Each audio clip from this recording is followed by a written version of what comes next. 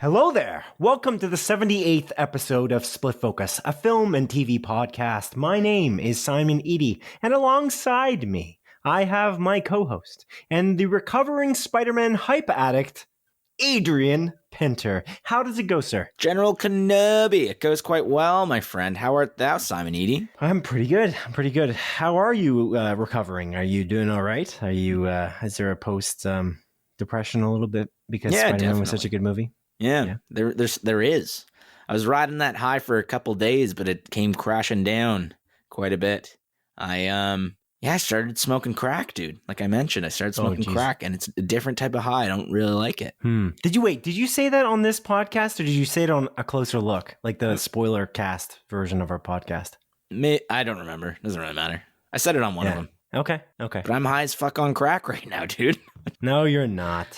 Whoa! But yeah. You're not, right? Just to be clear, that was a joke. No, I'm not. No, I haven't smoked crack before. They were going to say in a while. I don't plan to. It's been a while since I've smoked crack. But yeah, no. Not doing crack. Don't plan to. Probably won't ever. That's fair. That's good. Yeah. That's good. How are you doing? I'm doing all right. This is, we're recording this on Christmas Eve, which is pretty crazy. I don't think we got this close to Christmas for the recording last year. I for some reason remember recording on Boxing Day last year. That might have happened. I don't recall, but that maybe seems right. Yeah. But yeah, so we're recording this on Christmas Eve. This will not launch on Christmas Eve or around that. It will launch shortly after Christmas, I think the day after Boxing Day, which I don't know if they have that in the United States. So that's the 26th of December is Boxing Day, which is like almost like Black Friday. We have like 2 Black Fridays in Canada. You got the Black Friday and then the day after Christmas, which is Boxing Day. And then the day after is when this launches. So this should be, if you're watching this or listening to this, I should say, on the day it launched, it would be the 27th of December. And so I hope you all had a great Christmas. Yeah. Yeah. I hope no one in your family got sick and died. That would have sucked. Yeah, if COVID didn't exist, that would be a very weird statement. I was just thinking about that, but I'm guessing you're referencing COVID. No, I'm just saying in general. Maybe they choked on a turkey bone. Oh yeah, that's fair. I hope nobody died in anybody's family as well. Yeah. But yeah, like COVID's crazy right now in Ontario. It's absolutely nuts. It's just like the cases are crazy, but let's not talk about that. That's a morbid topic. I hate it. It is indeed. Do you still believe in Santa Claus there, Adrian? Simon, I got something to tell you. Oh, okay. Yeah. Not only do I believe in Santa Claus, yes, but I was Santa Claus. I embraced my inner Santa Claus. Oh, did you kill him? Did you knock him off a roof and then he died and then you became Santa Claus? Yeah. Like in the hit movie Santa Claus with Tim Allen? Yes, that's exactly what happened. That movie was based on my future, actually. And just to stop for a second, what a ridiculous plot line. If you think about the concept of that, he kills Santa Claus and then becomes Santa Claus. What a weird children's movie. It's pretty nuts. But anyway, I like that movie quite a bit. I do too. I have very fond memories of it. It's a neat idea, and I think Tim Allen's great in it as well. Yeah. I agree. I feel like I watched that last year or the year before again for a little trip. But yeah, Simon, I dressed up as Santa Claus. I went to a family friend's Christmas dinner last Saturday. So just before like all like the restrictions launched here in Canada again, or at least in Ontario. And you know, my family friend, like he just recently had a kid. His sister recently had a kid, and you know, some of their extended family was there with their kids, so on and so forth. A lot of kids involved. And I took some pictures with these children as Santa Claus. I dressed up. Wow. My one friend, like his baby was a little sick and sleeping upstairs. So no pictures with that baby, but maybe, I don't know. We'll see what happens with that. But I did take a picture with the one baby. And then there's like this young little girl. My mom just brought me a piece of cake. literally just a piece of cake during my recording session. Thank you. Sorry, What kind of cake is it? What kind of cake is it? Since we're doing this live. Oh, like poppy seed cake? Oh yeah, like a Serbian kind of traditional. Yeah, it's fantastic. Yeah. I'm gonna take a quick bite. You ready? What do you call that in Serbian? I'm curious. Like, my pronunciation's terrible, but in Croatian, it's like makonjača. I don't know. I know it more so in Hungarian as makoš kolač. Oh, okay. Cool. Damn, that's good. Yeah, my grandmother recently made oranjača, which is like the walnut version of it. Oh, I love that. Oh, and she gave it to me. She makes it every Christmas, and she absolutely loves it as well. So that when she gave it to me to take home, I was like, "Oh yes, this is the greatest." It's also amazing, and I'm hoping in your case right now that when it's fresh, when it just comes out of the oven, it's like divine. Oh, it's really good. It's very warm and fluffy and delicious. Is that warm and fluffy and delicious right now, or was it like? Oh no! Like it just came out of the oven. Like maybe like. Oh, you lucky man! You lucky man! I won't eat the rest of it while we're recording. And anyway, for the audience, it's like a I don't know how to describe it. It's like almost like a loaf. It's a cake loaf kind of thing with like a spiral of, in this case, poppy seeds with like sugar and etc. inside. It's very good. It's delicious. Very good. Yes. God, I love this. Just you get a little bit of a high because poppy seeds, Yeah. Heroin. It is. You feel a little bit tired after, I feel like. Is it true that if you eat like poppy seeds and you get like a drug test right after, that it'll show up as that you were doing opioids? Is that true? Or is that just like a myth? I don't know exactly, and I don't want to just say that. If you know the answer to this, audience, write into us at splitfocuspodcast@gmail.com and let us know. But I'm not sure. I feel like I'd have to check that. But you do get tired, I feel like, when you do eat the like poppy seeds, though. Like, I think that is a thing. It is? Because I think it's because of the, the root of what it is. Because that's where heroin comes from. Yeah, true. Yeah, I guess you're right. But I'd have to check that. That's an interesting. Well, maybe it depends on the depth of the test. But I don't know. I'm no expert. I'm no doctor, Adrian. So I'm not sure. Fair enough. Not a doctor. Yes, you are. No.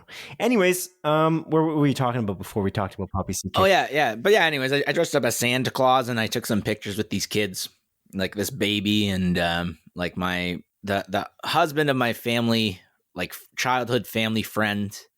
His like sister came with her daughter. So I took a picture with her and she was like, I don't know, like probably like 5 or 6. Okay. Super young girl. She was like so nervous to meet Santa Claus. Yeah. And it was me. I was Santa Claus. Like, did she know? Wait, she knows you. She met you before, obviously. Well, she met me that day. And then like I left briefly. I dressed up as Santa Claus and I came back in and she's like, oh my God, it's Santa Claus. And she was like so nervous talking to me.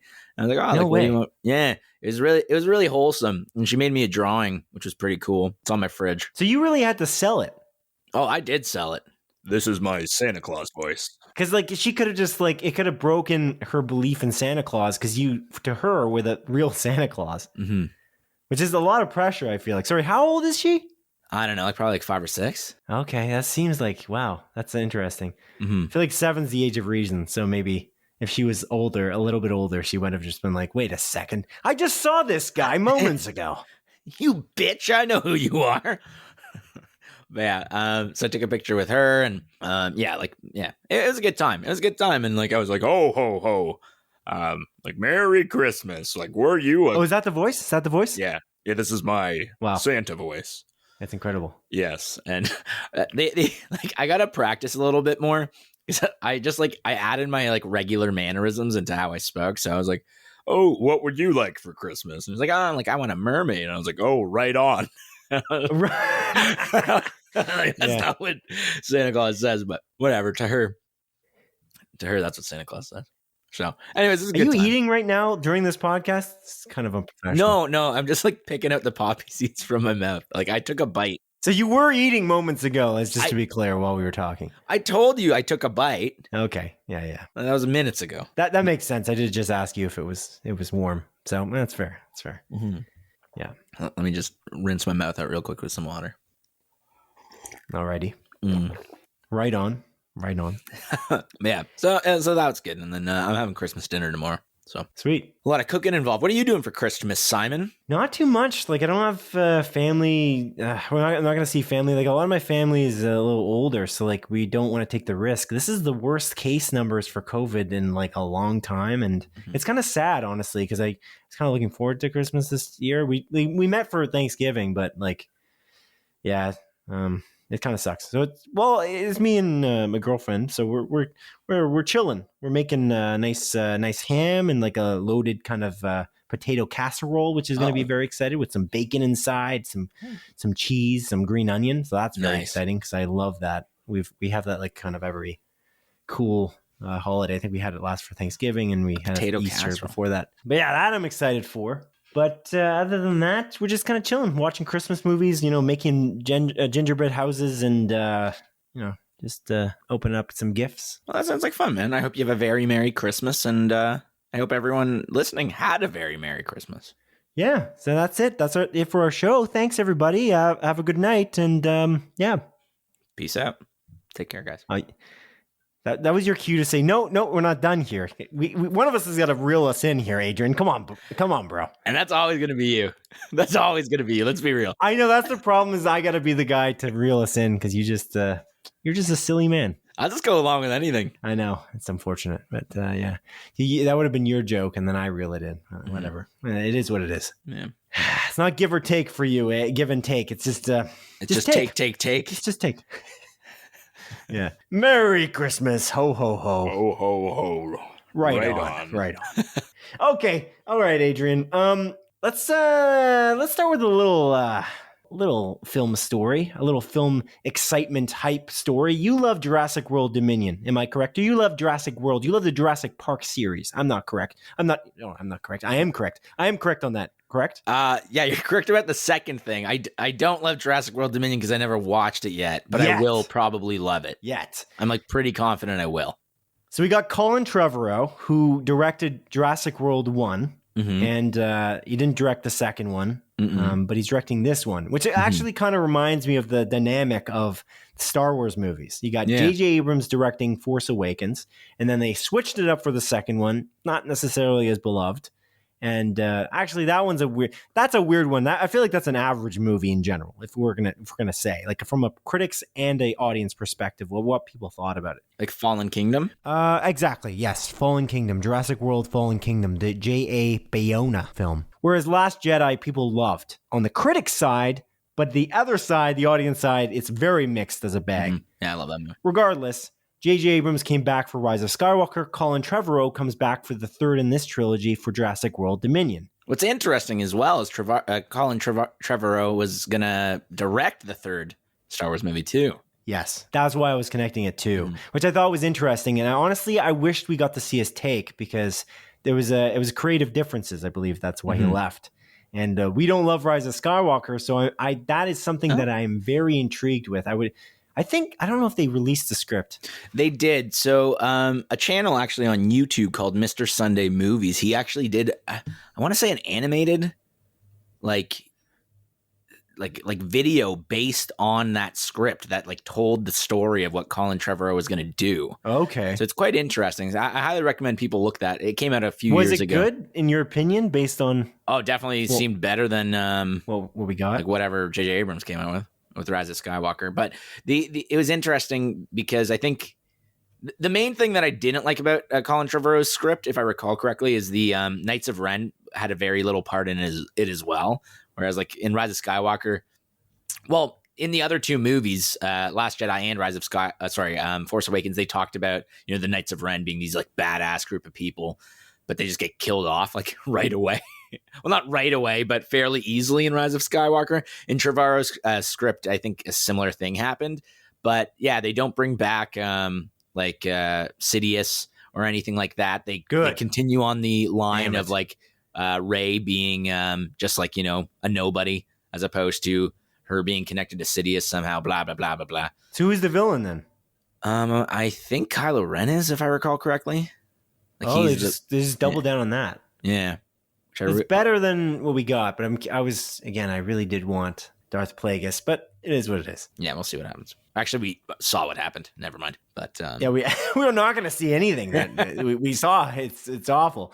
But it's happened. Yeah, it's happened. It's not good. It's funny about the Knights of Ren thing because the Knights of Ren were teased by J.J. Abrams and then he did nothing with it. It's like you'd think you would have a better plan, but they didn't have a plan. They admitted they didn't have a plan at the end of the day. Yeah. So we'll see where the rest of the Star Wars universe goes, like especially with like Book of Boba Fett coming out on the 29th. But I digress. We were talking about Jurassic World, and the reason I brought this up is because Colin Trevorrow, the director, talked to Empire Online, and he basically said that he took a photo of Jeff Goldblum, Laura Dern, and Sam Neill together in a Jeep. Mm-hmm. Basically, in this movie, they're bringing back the old cast and mixing it with the new, like Chris Pratt and Bryce Dallas Howard. Mm-hmm. And he took a photo of the old cast, like the legacy cast, in this Jeep, and he sent it to Spielberg, basically, and I'll just read this quote here. Quote, "The moment everybody shows up for the first time together, they're all packed into a Jeep," teases Trevorrow. And I took a photo of it, and I sent it to Steven Spielberg. He got very emotional. I don't think even he was prepared for how moving it would be to see all of those characters that he loves and people that he loves looking incredible and on an adventure together, unquote. Anyway, of course, for those who may not know, Steven Spielberg initially directed the first Jurassic Park movie. He's the one who started that franchise from the beginning. That to me makes me way more excited than I've been about a Jurassic Park movie in a while, to be honest, because I'm not a huge Jurassic Park fan. I'm wondering what you think. This makes me very excited. Again, Jurassic World Dominion's probably my most anticipated movie of next year. I just straight up can't wait. The Batman, man. The Batman? I'm excited for that one. Don't get me wrong. But again, Jurassic Park has such a special place in my heart. Okay. I love those movies. I love dinosaurs. I just figured you forgot about the Batman, but yeah, that's fair. You were just a big kid. Just a big kid. Yeah, I'm just a big kid, baby. So I don't know. I'm very excited for this. And yeah, just the idea that main cast is coming back. I have so many fond memories of like the Jurassic Park movies, and I watched them all the time when I was younger. I'm just very in love with that cast of characters, and I really love the new cast of characters too that were introduced in the Jurassic World movies. Like I think Bryce Dallas Howard and Chris Pratt's chemistry is very great, and I really like their characters. I'm glad they got rid of those two kids in the sequel movie. I hope they don't bring them back. I'm very excited for this. It's interesting too, like the second movie, there's something about it. I feel like it was almost irresponsible the way they did it, in that they brought back Jeff Goldblum and they teased him in the trailer and they barely used him at all. And it seemed like it was almost a slight really against Jurassic Park fans, because you're just basically doing this to get you to sell tickets, like to get theaters to sell tickets so you can sell more tickets at the box office. And it just seemed cheap. So I'm I'm excited to see those main cast members in it more. That would be the main thing. But I think that because they're bringing them all back, I think we are going to see them more. But we'll see. Yeah, we'll just have to wait and see. But I'm stoked, baby. I'm so stoked. Indeed. We've got some show corrections from to correct Split Focus, a film and TV podcast from last episode. I think it was just last episode 77. I think it was you. I think you said two things that you need to set the record straight on. Adrian, do you want to take this away? Yeah. So the one thing that I want to correct is we were talking about Blue Beetle. Well, I guess one of two things I want to correct. We were talking about Blue Beetle and, him getting or moving from HBO Max to getting an official like theatrical release movie. And then I mentioned like Blue Beetle's usually with some other guy. Like they have like a team up, and I was like, it's Gold something. That character's name is Booster Gold. Right. To clarify. So Booster Gold is the guy that partners up with Blue Beetle on occasion. So Blue Beetle, by the way, is a DC hero that they're adapting into a movie. Yeah. If you're not aware. I'm not aware. Not you, the audience. Oh, okay. I am aware. I know you should be aware. We literally talked about it last week. I forgot already. That makes no sense. But that was one of the corrections. And then the other correction, Miss America. I'm very confused. What's that? Oh, Miss America. That's a mistake you made on A Closer Look. So just to be clear, we last week we launched a couple episodes. One was A Closer Look, and that spoiled Spider-Man No Way Home. We were going into spoilers. We were talking about it in detail. We're not going to spoil anything on this show. Episode 78, any of the numbered episodes are not going to spoil anything. But we can talk about this now because so at the end of Spider-Man No Way Home, at the very end, there's a last end credits scene, which is basically just the trailer for Doctor Strange in the Multiverse in the Multiverse of Madness. It's just the trailer, which actually is awesome in that they did this years ago, and they might have done it a couple other times, but I think it was at the end of Thor, they teased the trailer for Avengers. No, it was the end of Captain America, the First Avenger. You're right. Yes. Yeah. Good call. Yeah. So that happened, and they kind of did that here with Doctor Strange in the Multiverse of Madness at the end of Spider-Man No Way Home. Anyways, the point is, on a closer look, and I feel like this is inside baseball of our podcast. If you listen to the A Closer Look episode, because you had already watched Spider-Man No Way Home, Adrian says that he sees Captain Carter in the trailer, which that did not happen. And I watched it again looking for Captain Carter, and I did not see her. But we do see somebody, and it is Adrian, as listed on the page. A character called Miss America, who I don't know much about. I'll be honest with you. But you can understand my slight confusion. There's a scene where she's like wearing a like jeans jacket. She's walking. You only see the back of her head. I was like, oh, maybe that kind of looks like Peggy Carter. And you have the star on her. So I was like, oh, maybe that's Peggy Carter, because we talked about how in that trailer as well. There's some characters from What If in there. One character in particular, Evil Doctor Strange or whatever. And I was like, oh, I think there was also like Captain Carter. I was wrong about that. It is a character named Miss America who I know little to nothing about, but that character is played by a woman named Zocatil Gomez. Oh, I butchered the shit out of that. I'm glad you said it because I didn't know how to pronounce her name. Yeah, it's we did announce actually. We talked about this on the montage for sure that she was cast. That actress was cast as Miss America. We did talk about that months ago, I think. Let's do the hit segment of our show. How do you pronounce that name? Yeah, I'm super curious. Xochitl Gomez. Xochitl Gomez. Pretty cool name. Okay. Pretty cool name. Xochitl Gomez. Anyways, it doesn't look like Captain Carter, though. I have to say to you. I didn't see her, and when I talked about it in a closer look, I was like, I don't know what you're talking about, but I'm like, I'm just going to trust you here. But she's wearing a jean jacket, okay?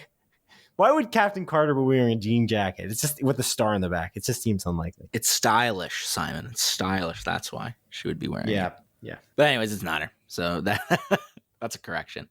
Anyways, that's a mistake we both made together. Yeah, sure. I know. Because my mistakes are your mistakes are my mistakes. That's fine. Yeah, it's fine. Okay, Adrian. Cool. I think we're good. I think we set the record straight on that, which I appreciate. Mm-hmm. Adrian, what have you been watching this week? What things have you been watching? Shows, films, movies? So, Simon, I watched a few things this week. Mm. And I will start with the best of them.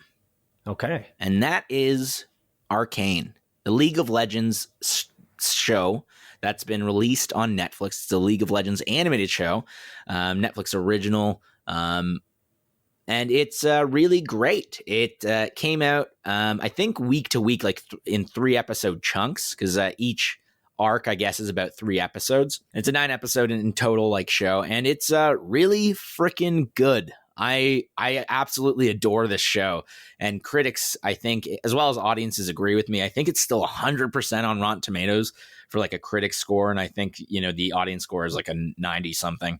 So people are really loving it. And as someone, again, that doesn't really know much about League of Legends whatsoever, it does an amazing job kind of just bringing you in and making you very invested with all the characters. Haley Steinfeld is actually one of the main characters in the show. Like, she plays Vi, which is super interesting. Again, I feel like this year, like, Haley Steinfeld has been in a bunch of stuff.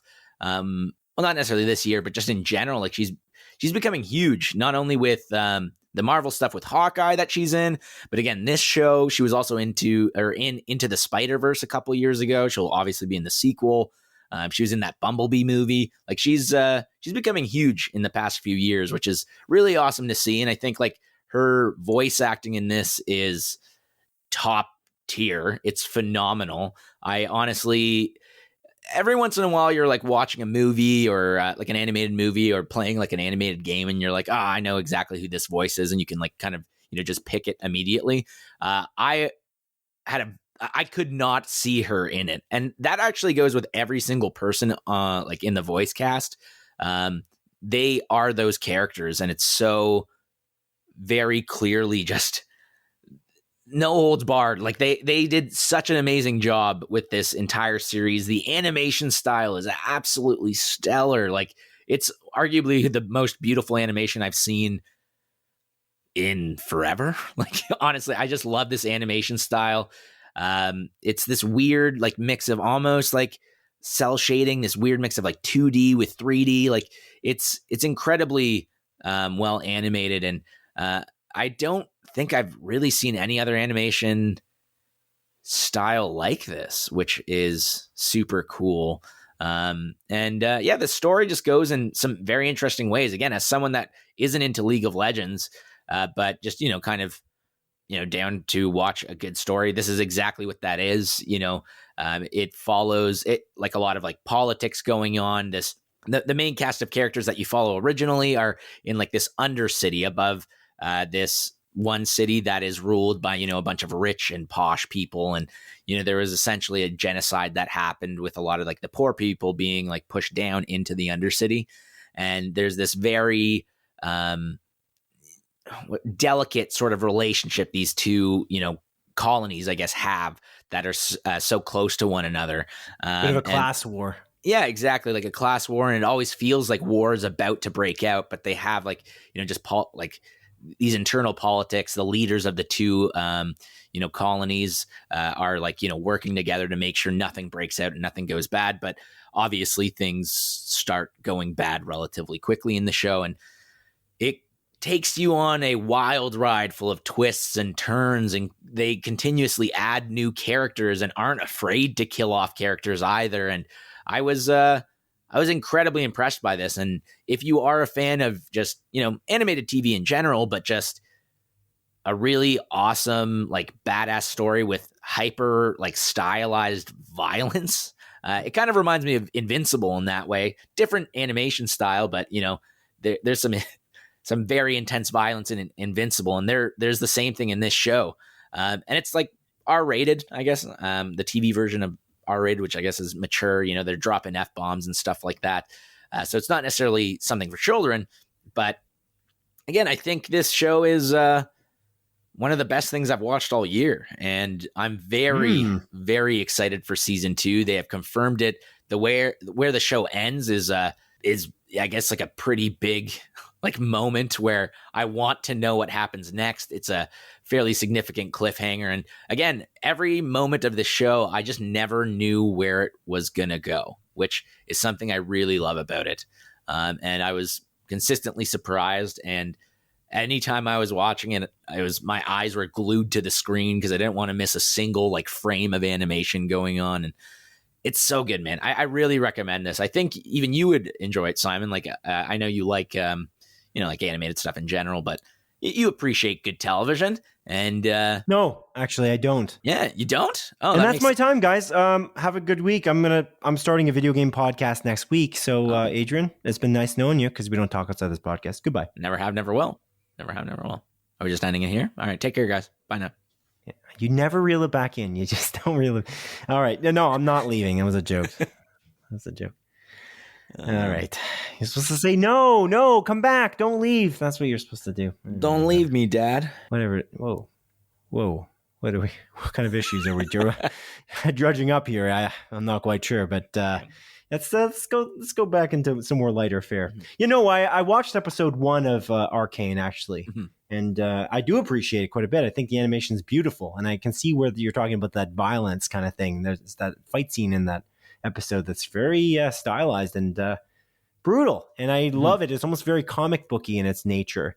I'm kind of surprised on how great the animation is and how unique it is and how I can't really place it too. I don't know why I can't place that. I maybe just haven't seen enough animated movies and TV shows, but it's brilliant. And I actually loved League of Legends for a long time in my life. I played it for years with my university friends, and in my household kind of thing. I think I might have said this a couple episodes back. And one of the things I really loved about League of Legends was the lore and the fact that they made these cinematic trailers for some of these characters to introduce them and to make you kind of feel more invested into their stories. Because the League of Legends is really like an arena kind of game where you're playing on teams, but there's very little story. It's kind of repetitive in its nature, but you're just playing 5-on-5 teams and you're going head to head with each other. And there's nothing really by way of story that you're really diving into. But those cinematic trailers always kind of drew me in a lot more and made me feel more invested in the characters and what character you end up playing. And I just think that first episode was amazing. I just haven't had the time to keep going. It's funny. I finished half of it yesterday or something 2 days ago. I watched half of it on break at work. And then I went home and I was like, I feel like some raisin bread with butter and Arcane. So I watched the end of that episode. Yeah, fair enough. That seems like a good mix. I don't really like raisins though. Yeah, that's fair. And there's something about that. It's like that raisin cinnamon bread. You know what I'm talking about? Yeah, I know what you're talking about. It's just toasted and you just spread, some margarine or butter, even better. I'd rather just get cinnamon bread, no raisins. It is cinnamon bread, but the raisins add like the extra texture. I don't know, the extra kick of they add some texture too, but it's the extra kick of like sweetness that I appreciate. But anyway, I digress. This isn't about raisin bread. This is about Arcane, and I really like the first episode, so I will continue. Sorry, how many episodes? 10? 9. They're released week to week. With like 3-episode chunks, and then each 3 episode is kind of an arc that ends. And again, it's very well worth watching. I watched it over the course of I guess about 2 weeks, give or take a bit, just because it's been really busy. I haven't had much time. That's fair. That time of year for retail, man. You know how it is. Indeed, yeah, for sure. But I love it. Yeah. So speaking of 9 episodes, another show that has 9 episodes, which is a very odd episode number, to be quite honest. And it's just when you said 9, I was like, oh, that's weird. Because I just finished watching the 9 episodes. What If again? Sorry? What If again? That had 9 episodes. You're saying I watched What If again? Yeah.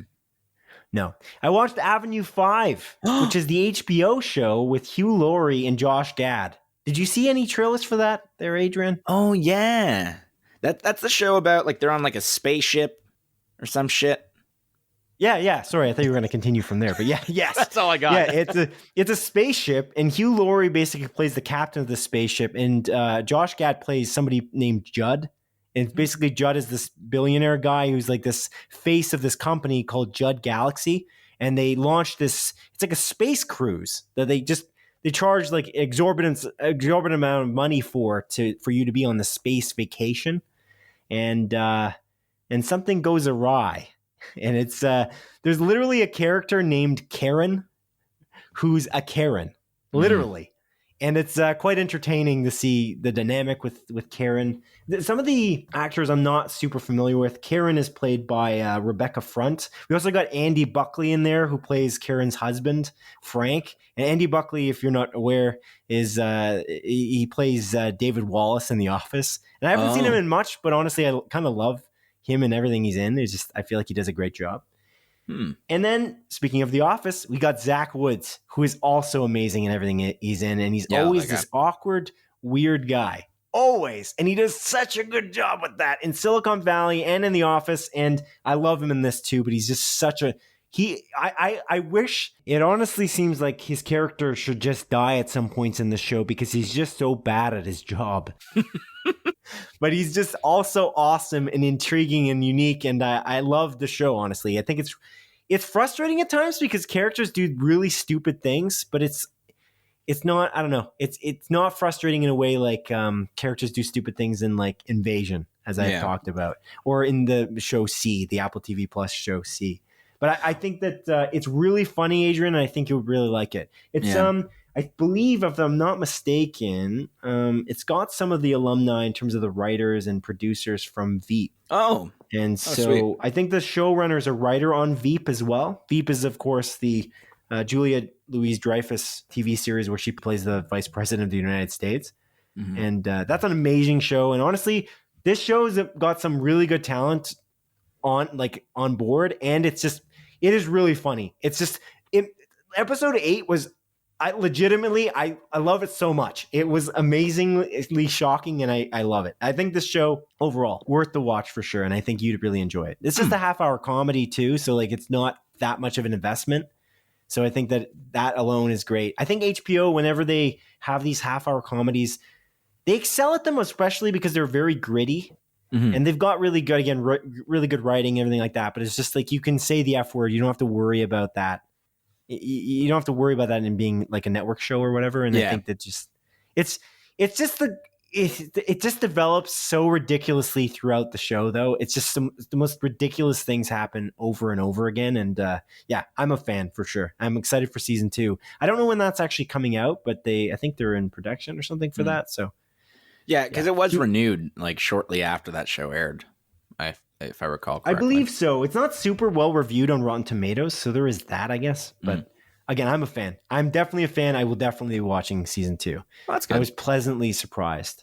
But I really love Veep, so the fact that there's a lot of the same kind of writers between both. Hugh Laurie's also in Veep as well, so that I guess. Yeah, I was just gonna say. I guess that's where that connection is there. Yeah. Hugh Laurie's also fantastic in this show. It's ridiculous.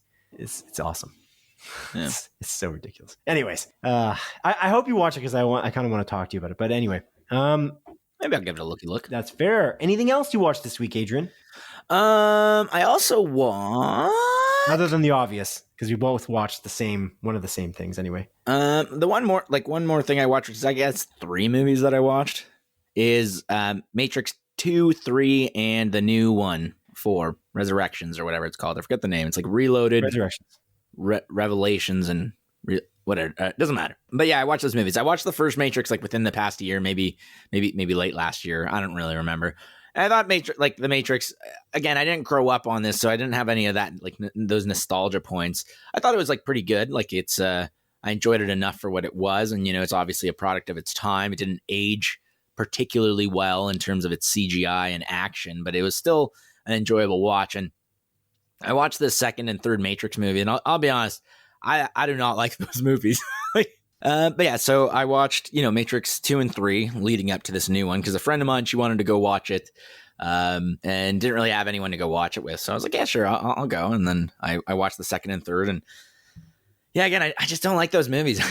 I just don't think they hold up particularly well. There's, an action scene in like the second one, which is like a highway, like chase scene. I think that was the second one, at least. It was like pretty cool. That actually like held up surprisingly well. And I was thinking, oh, this kind of reminds me of the Unreal Engine 5 like demo they just released on PlayStation 5, which I gave it a try. But all I was kind of thinking of, like that Unreal Engine 5 gameplay on the PlayStation 5 literally looks better than the movie in a lot of ways. Unreal Engine 5, audience, is an engine, a game engine developed by Epic Games. It's what a lot of games run on. Well, not Engine 5, but Engine 4, 3, and 2. Apologies to Ken for talking about video games. And Unreal Engine 5 is the newest edition that they've been advertising to many developers, and many games will be built with going forward. Yes. But again, I'm not going to really dive too deep into the Matrix storyline, just because if you watch it, you probably know it, and if you haven't, you probably don't really care too much. I haven't watched the second 2 movies. I've watched the first one, and I just never got around to the second 2 because they weren't honestly that well reviewed. But yeah, and again, I don't think they're great. But Simon, this 4th movie, you love it. I really do. I think this movie's awesome. I quite like it. And this is coming from someone that's not a huge Matrix fan. And it seems to be like fairly polarizing, like online. I think some people are either thinking it's the worst fucking thing ever, or it's like really great. And I'm on the side of like, I think it's pretty damn great. I really enjoyed it. It was very different from the other Matrix movies. And they kind of double down on the love story aspect that they, set up in the Matrix.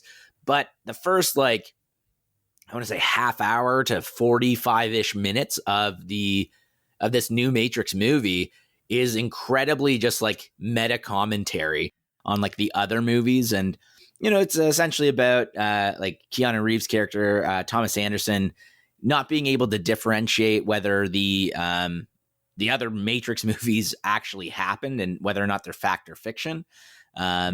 And it's a very interesting sort of, direction the movie goes. I believe in the trailer it shows that like there's another version of Morpheus that shows up and gives, you know, Thomas Anderson the option to either, you know, like figure out like whether or not this reality that he is living in is real or not. And it almost played seems by Mateen too. Abdul Mateen. Yeah, Abdul Mateen too. Who does an amazing job in this movie as well. And so does what's her name? Forget her name. She plays Colleen Wing in Iron Fist. She's fantastic. Jessica Henwick. Yeah, Jessica Henwick. She's phenomenal in this movie as well. Arguably my favorite character in this movie, actually. Actually, I think it would be Mateen the second. Have been saying Mateen 2 the whole time? Yeah, we have been. Seems kind of foolish. Yeah. Whatever. Yeah, I guess when you just say realized it. That. Yeah. I don't know how we've been doing that for like every time we've talked about him, whether it be in like a Candyman or what have you. But anyway, apologies to Abdul Mateen the second, I guess. Anyways, continue. Yeah, he does a great job, and I think Jessica Henwick's character might actually be my favorite. She plays a character named Bugs or whatever, and kind of where that goes is super cool. And again, they really doubled in on the love story aspect, and I'm kind of a sucker for love stories, and it was just not something I expected whatsoever. And it again not only does like a lot of meta commentary on those other Matrix movies, but I think this is a amazing, you know, moment for like Lana Wachowski to shine and have her name attached to the Matrix movie now. Whereas because I was rewatching the Matrix again, those other Matrix movies, and they end with like directed by the Wachowski brothers, and that's not who they are. So it was, I think it must be an amazing moment for her, and I'm like super happy about that. It's like a feel good thing, and yeah, I just think it's really great, and it's hard to kind of talk about this movie without really diving into spoilers, because I was not necessarily on the edge of my seat, but I kept on being surprised at the direction the movie just kept on deciding to go, and it was very well done, and I really liked it. However, many people think that it's a total mess and that it's not good. And I don't know. Okay. It seems like the Wachowskis, like they kind of have that. I don't know. A lot of the movies they make are kind of polarizing, not loved, but they don't. Yeah, polarizing would be the best word. Like I love Cloud Atlas. I love it, but literally, I've never seen. I don't think I've ever been in a movie where more people, like a movie theater, where more people walk out of the theater like midway. I swear that happened, and it happened to my brother. He mentioned it as well when he saw it first in theaters. He noticed that happened when he was watching too. If I recall correctly, it was many years ago, but I love Cloud Atlas though. And I really love Sense8. And I did like the first Matrix movie. I don't know. Because of the reception of the second two, and you just said it, like they're not amazing. Yeah. That I don't know. I just didn't have the instinct to go back. And, but anyways, yeah, I kind of, based on how you're talking about Resurrections, I kind of want to watch them, but we'll see. Yeah, it honestly might be my favorite of the Matrix movies, which is probably blasphemous to a lot of people, but I just think the action holds up a lot better, obviously, because it's modern day as opposed to coming out like 20 years ago. And I just think the story just does some very interesting things. And I love like sort of meta commentary and all that sort of stuff. And yeah, I think the acting from everyone's top tier. And yeah, I really enjoyed it. I really like this movie. I think it's quite awesome. Fantastic. But again, I'm not a Matrix super fan or anything like that. I'm pretty impartial to those other movies. So yeah. Cool. Mm-hmm. Alrighty. Shall we talk about Hawkeye, Adrian? Disney Plus show Hawkeye. Yeah. We both watched to the end. So there was only 6 episodes of Hawkeye. It's over now. It's done. We're not going to spoil it here, but we will actually spoil it on a closer look episode, which is again a bonus episode of Split Focus, a film and TV podcast, where we dive into specific things like Spider-Man: No Way Home. And in this case, we'll go into Hawkeye. I think I'm planning on releasing it on kind of like Friday of this week, just like I guess 5 days after this particular episode airs. But we'll see. And because it's Christmas season. But other than that, what did you think of Hawkeye by the end of it, Adrian? Did you like the direction the show went? And again, it's wrapped up. It was great in that it was a Christmas movie. It was cool that it was very Christmas themed, and it's timed very well with Christmas too. But what did you think of it overall? I think overall, I like this show. I think it's pretty good. But I do think there were some creative choices in the last episode that left me a little bit disappointed. And it kind of made me think that these like Disney Plus shows, other than Loki, don't seem to stick the ending. Because I feel a similar way to how I felt about WandaVision, whereas I freaking love WandaVision, but that last episode just felt kind of rushed and messed, and there were so many things that were set up that weren't really, acknowledged, or just a bunch of red herrings that were just blah, just kind of put out there. And, like in hindsight, I don't think of WandaVision all that fondly anymore. And as a whole, I didn't really love Captain Falcon and the Winter Man. And I think that last episode is just not good either. So like in terms of the 4 shows that have come out, Hawkeye's probably my second favorite after Loki, realistically. But I don't know. There's it's one creative choice in particular that really left a bad taste in my mouth, which I hate to admit that it kind of almost sours the rest of the show for me, because it's a relatively minor like thing, but at the same time, it was just big enough to Is it kind minor? of annoy me. Is it minor? Well, the issue is like the thing that they do that I didn't like isn't necessarily acknowledged. Like I'm kind of assuming what they're doing with it, and I hope what I think what they're doing is not it. We're hard talking to say. so vaguely. We're going to talk about it again with spoilers later on, like not in the show, but again in that extra bonus episode. So I know what you're saying, but I think there's more of an impact based on the way they've done it. And we'll talk about that. But yeah, I agree with you. There is a moment in episode 6 that kind of spoils the show. Spoils it. That's a weird way to say that. It kind of ruins the show for me a little bit. Yeah. Like I really loved it up until that point, honestly. I think they had a good thing going for them. But the truth is, you're right. They don't stick the landing. And I think the problem with the way they've done these shows is they're very much filler. I don't know why they're only doing 6 episodes at this point. I think that they are not diving into anything deep enough. And that's something that, again, we'll discuss a little further. But Loki, I find, did it pretty well. They handled the time that they had, the allotment of 6 episodes, pretty well. I feel like they didn't introduce too many characters, bite off more than they can chew. But I think they bit off more than they could chew, honestly. I think that they didn't have the time, and they didn't have the time to develop. And it feels like filler and very surface is the way I would describe this show.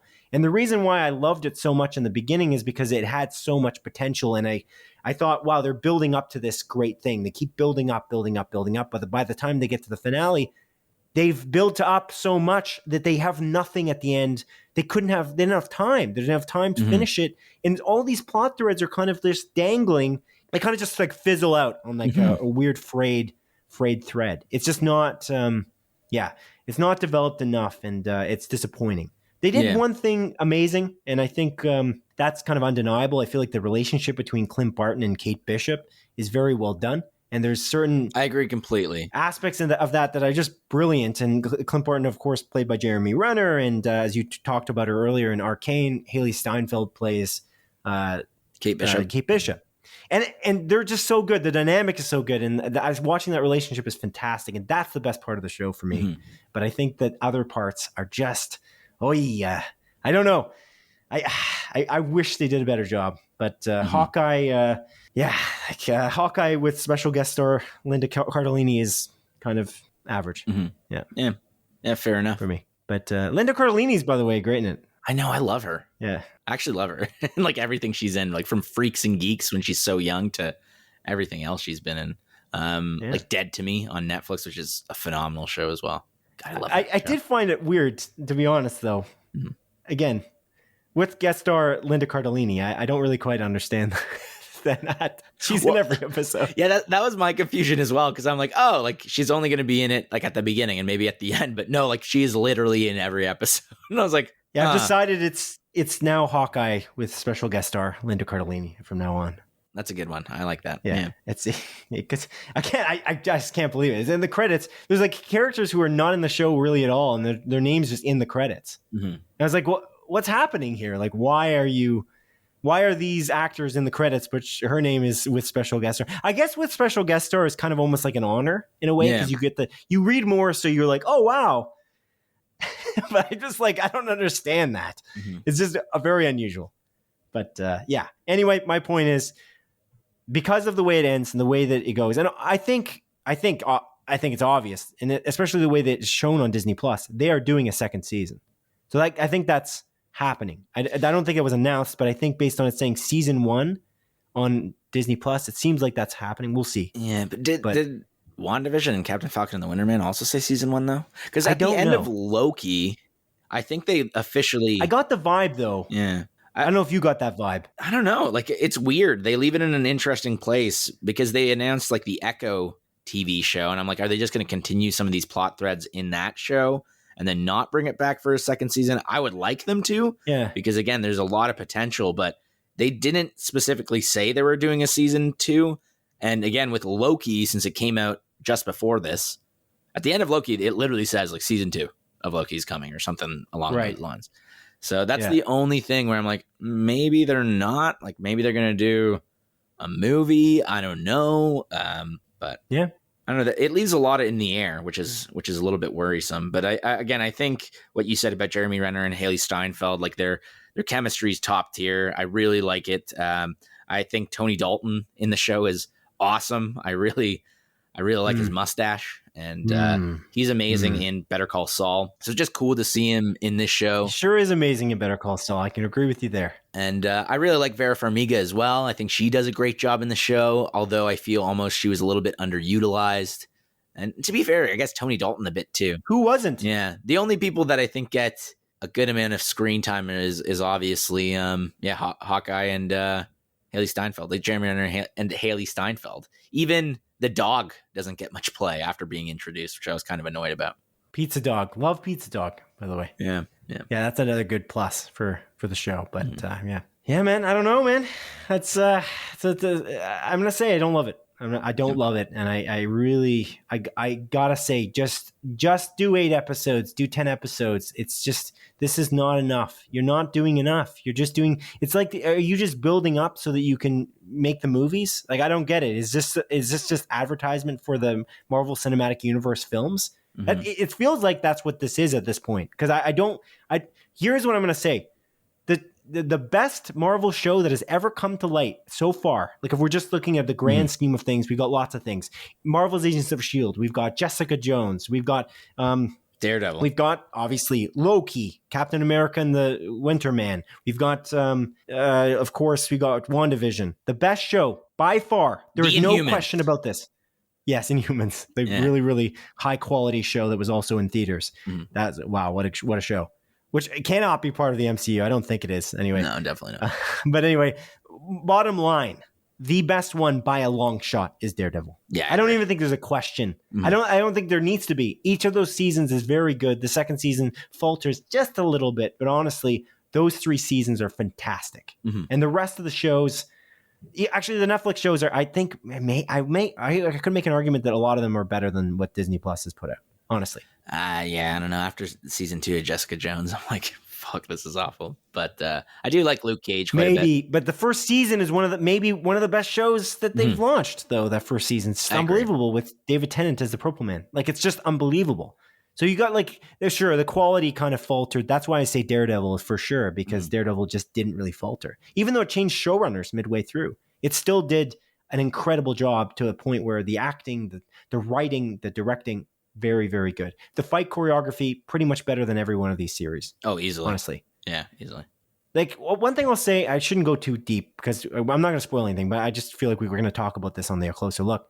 The fight scenes are amazing sometimes, and the way they're shot is really, really good. But I have to say, I do not understand whether Haley Steinfeld's Kate Bishop is good at melee fighting or bad at it. I don't know. I agree. I don't understand. Why don't I know that? Why don't you have a consistency this way? I know she's good at archery, and I think you're about to agree with me. But yeah, it's interesting because it seems like she's good at fighting for it's literally plot convenience a lot of the time, which is a little bit of annoying. She's either really good at some points, which at one point in particular, especially in this last episode, I'm like, this makes no sense. There should be a hierarchy. In any of these shows, they should know who's better than another. Like in Daredevil, it's clear. And he fights like some pretty crazy, it's almost like boss fights in Daredevil season 1. Yeah. I just remember so fondly those boss fights. And he's going up against somebody really hard to fight. But you can't tell in this series. I could tell that Clint Barton is really pretty much better than everybody else, and that makes sense. He's an Avenger. Yeah. I think. But even that, like, hard to know. Even that, he does get his ass kicked quite a bit by just some like random thugs on occasion. Makes like, no he sense. still wins, but it's like, I know. You fought Thanos. You're an Avenger. Yeah, you're a fucking Avenger, man. I know. Killed a bunch of aliens, and you're being beaten up by like 3 dudes wearing tracksuits. I'm like, what the fuck's going on here? Who are joking about freaking like One Republic or whatever. Yeah. I'm joking. They were joking about Imagine Dragons. Anyway. Yeah, Imagine Dragons sucks. Oh yeah, actually, that's one thing I want to add about Arcane. Imagine Dragons is the theme song. Yeah. It's a bad theme song. I don't like it. No, I like the theme song. I like it. Why do people hate Imagine Dragons so much? Because I don't like their sound. There's something about it that just, I don't know. Sound's just not good. I don't really like it. The problem with them, I think, is that they sound too similar for many of their songs. Not all of them, but a lot of them are similar. And that's kind of why I think people don't like Nickelback. Yeah. But, good call out. Yeah. It's a Nickelback syndrome. But that's kind of why, though, I think. It's because they're so similar. But if you look at it, like the Hero song from Nickelback for the first Spider-Man movie, like people really like that song. It's just, as they went on, it seems like they're just kind of making the same song over and over again. It's not like, I don't know. Like a band that does an incredible job at being like very different is like the Beatles. Like you kind of can't, each album is like, whoa, they've done like some crazy stuff, but some bands just kind of do the same song over and over again. And I feel like that's Imagine Dragons' problem, but I don't know. I kind of like that theme song and I like that intro. I only watched it once, mind you. I only watched the first episode. So yeah, I kept on maybe skipping I'll hate it as I go. I watched it the first time and then I was like, I'm going to skip it every single time now.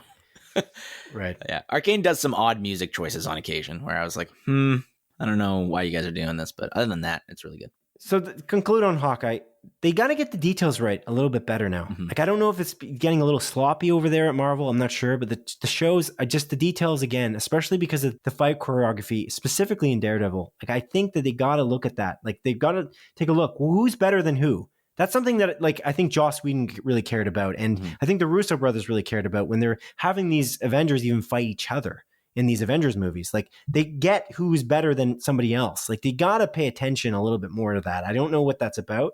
And I don't know.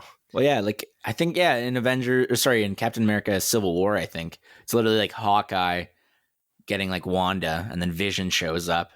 Like, Hawkeye's trying to fight Vision. It's like, yeah, there's literally no chance, sort of thing. It's careful. It's exactly. So careful, and they know where their weaknesses are and who can fight who and not have a problem. And they just don't get it here. Again, the main villains in this are, again, introduced right away, like, are guys in red tracksuits, and they're called the Tracksuit Mafia, which is just awful. They're clearly not very good, like, based on the name. So I don't understand. There should be no issue at all. It's a very, again, Clint Barton is an Avenger, but my biggest problem with, you see Hailey Steinfeld fight a lot, and I see she's so good, and some of the choreography is fantastic, and some of it's kind of bland. It kind of reminded me of Black Widow a little bit, and then I just felt like it was just not. It's weird. It's just nothing's like that Daredevil show. I digress. We're going to talk about Hawkeye in more detail later this week, but again, not a fan of the show, to be honest. Hawkeye with guest star Linda Cardellini, not amazing. Real quick, rank it. How would you rank it? This is so fresh because I just saw it. Like, there's recency bias in this case. I'm not good. I'm not happy with the show, so like I would almost like rank it at the end. I'm not sure. Wow. Like, honestly, you don't like Captain America, Winter Soldier, whatever. No, what am I talking about? Captain America, Captain Falcon, and the Winter Man. Yeah, whatever the show's damn show is called. But I don't dislike it. I feel like it's kind of cohesive a little bit more, and I feel like there's less filler because they have less characters. They don't keep introducing people over and over again. But even then, that show goes nowhere. If you think about what the concept of it is. Yeah, it doesn't. Falcon has the shield, and he was given the mantle of Captain America. And at the end of the show, as we all know, because there's literally a movie with him as Captain America coming out, he becomes Captain America. So they don't really. What was the purpose? And what was the? That shows the villains aren't interesting. So at least if the villains were intriguing, then we could be like, oh, okay, well, the villains were very interesting, but the villains were not good. Well, I like what's his name? I think whatever they set up with what's his name, the grandpa from Up. Baron Zemo? Sorry, who? The grandpa from Up. You know who I'm talking about. What's his name? Grandpa from Up. When he has like the He's in Captain America like thing on, he looks like the grandpa from Up. Are you talking about like Russell? Yeah, yeah. Oh, okay. Yeah. Sorry, what's his first name? Wyatt Russell. Yeah. Wyatt. Sorry. I was going to say Riley Russell. I don't know who that is. Yeah, it's Wyatt Russell. I really like Wyatt Russell in that show, but yeah, I do agree. Like the rest of the characters are like, yeah, that show in general is just inconsequential. It isn't, and that's the biggest problem about it. But ultimately, I do like the banter. That's another chemistry show where I love the chemistry. I also love, honestly, I gotta say, I've said this before, but Hawkeye's the Christmas theme, the Christmas music, the constant Christmas on it. That is the best part of the show by far, and it really did get me into the Christmas spirit, probably more than anything else that I watched over the last few weeks. I love that so much. That's the best part of that show. I'm so happy that it did a Marvel thing during the Christmas season. But WandaVision completely doesn't stick the landing at all. It seems that also kind of inconsequential because of how, again, it seems like they ran out of time again. I don't know, but it seems like red herring after red herring. You said this already. Loki's the best one. So Loki's number one for sure. The other three, maybe we'll talk about it on the closer look. I can rank them then. I'll give some more thought to it and we can discuss that. Sounds good. But, okay. Yeah, let's move on from what we've been watching. Let's move on to the news, shall we? Simon, I don't want to. Oh, that's not nice. That's not... Santa says no. Santa says you've been a naughty boy. Not very much in that Christmas spirit, Adrian, although the Christmas for everybody else is past because this is airing. You've been a naughty boy. You're on the naughty list, Simon. This is airing after. That's why we're not going. Christmas. What? Not on the naughty list. Don't you are. dare do that to me. Let's begin with a small collection of more focused stories that have been particularly pertinent this week. Number one, as followed by publication The Hollywood Reporter, Batman actor Michael Keaton has been cast as Bruce Wayne, aka Batman, in the upcoming Warner Brothers Batgirl film. Batgirl is being directed by Bad Boys for Life directors Adil El Arbi and Bilal Fallah, with a script written by Birds of Prey screenwriter Christina Hodson. That's good. Barbara Gordon, a.k.a. Batgirl, is set to be played by the In the Heights actress, Leslie Grace, with Justice League actor J.K. Simmons reprising his role as Barbara's father, Gotham Commissioner Jim Gordon. Michael Keaton is first meant to reprise his role as Batman in the upcoming 2022 premiering standalone The Flash movie directed by IT director Andy Muschietti. As The Hollywood Reporter notes, many believe that Keaton will start appearing in a considerable number of DC Extended Universe films as a sort of Nick Fury-type character. Much like Samuel L. Jackson's Nick Fury in Marvel's Cinematic Universe, Keaton might end up to be a sort of constant that acts as a catalyst for the connection of the DC films universe. Oh. Adrian, what are you thinking about this casting of Michael Keaton and Batgirl? I think this is pretty neat. I think one thing that the DC films universe needs is a constant, something that kind of keeps them all connected. The universe itself is a little bit of a mess. Although I do think, the Suicide Squad that James Gunn came out with is awesome. We all know that Batman v Superman is a good movie. We like, the Justice League stuff.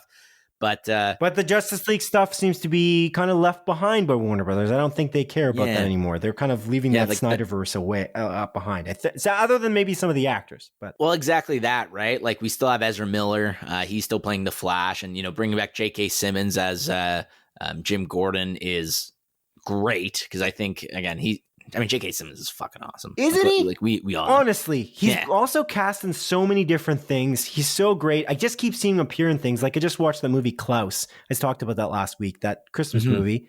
And there he was. J.K. Simmons is Klaus.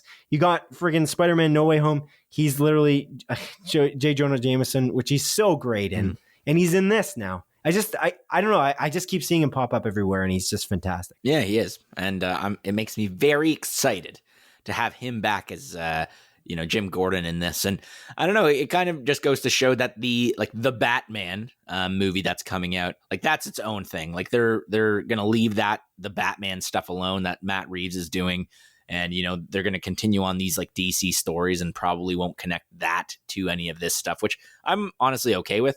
And they're obviously doing that Gotham show and that Penguin show that's gonna connect to the Batman universe. So it's interesting what DC is doing, and I hope they start kind of, putting everything together properly. I think this standalone Flash movie is being used. I feel like I've said it before, as used as like sort of a soft reboot for this DC extended universe. And as long as they do it well, I'm excited to see where this is gonna go.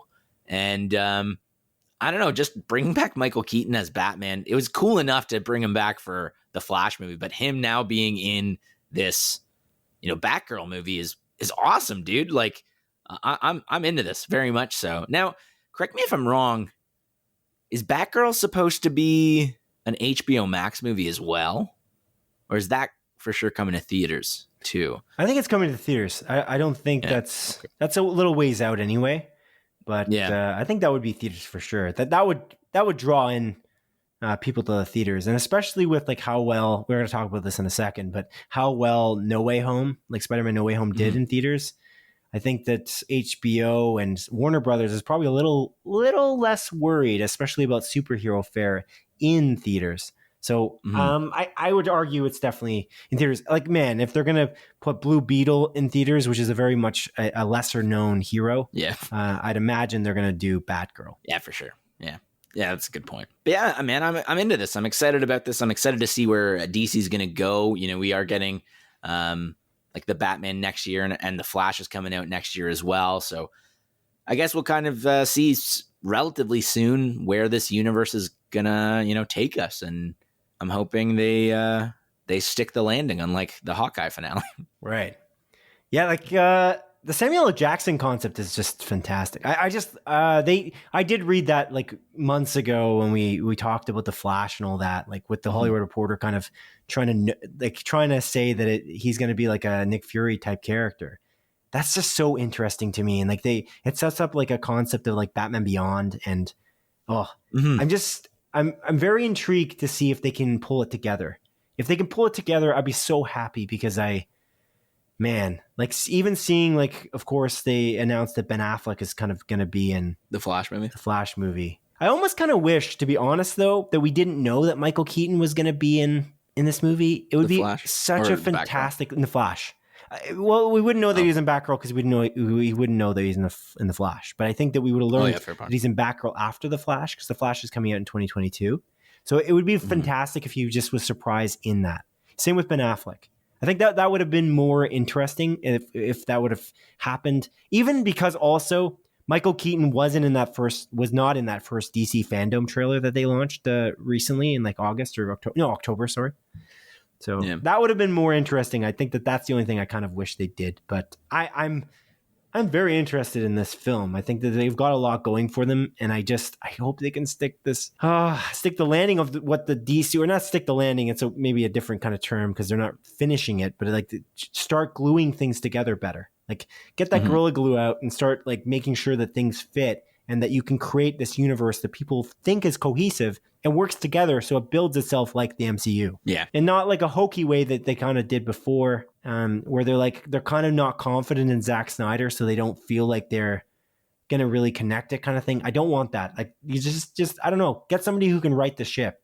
But yeah, I don't know of anyone, again, who's a Kevin Feige-like character at Warner Brothers, to be honest, that's running this, that's producing these movies, that really cares about making sure. Greg Berlanti, but in the TV space. I'm just kidding. We joked about that last week. Yeah. He's just like he's doing it. It's pretty impressive what he's doing. It's just not good. Yeah, it's not great. I wouldn't say it's not good. Yeah. I would say it's good. It's just not great. I think that he's doing a good job with what he's got. Honestly, like, we like the Arrow show. We like I think it's the budget, honestly, as a part of it. And the fact that he's got to do 20 episodes per season. Like, I think that aspect, he's got something to work with, but it's like, it's harder to build that many episodes, honestly, is a tough thing for any show. And you don't find that very often, and HBO doesn't do that. To clarify, you don't find that very often anymore. Like, it used to be very common. Almost every single network show did 20 episodes. It was a very common thing, but now, not so much. So, like, if he could concisely make his shows and not have to do 20 episodes, even like 16 episodes, 20 episode seasons, I think he could do something even better.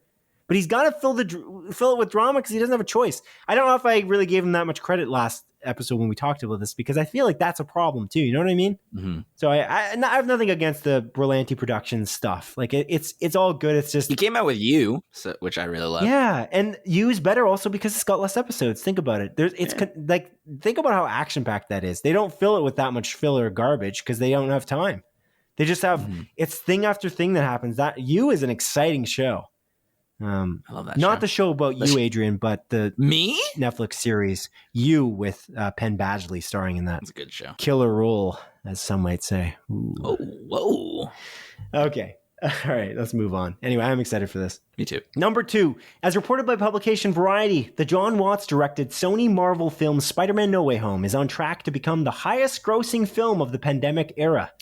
As of the time of this writing, No Way Home has garnered over $800 million in box office ticket sales and debuted to become the third best box office opening weekend of all time, with a $260 million open that sits snugly behind Avengers Infinity War and Avengers Endgame.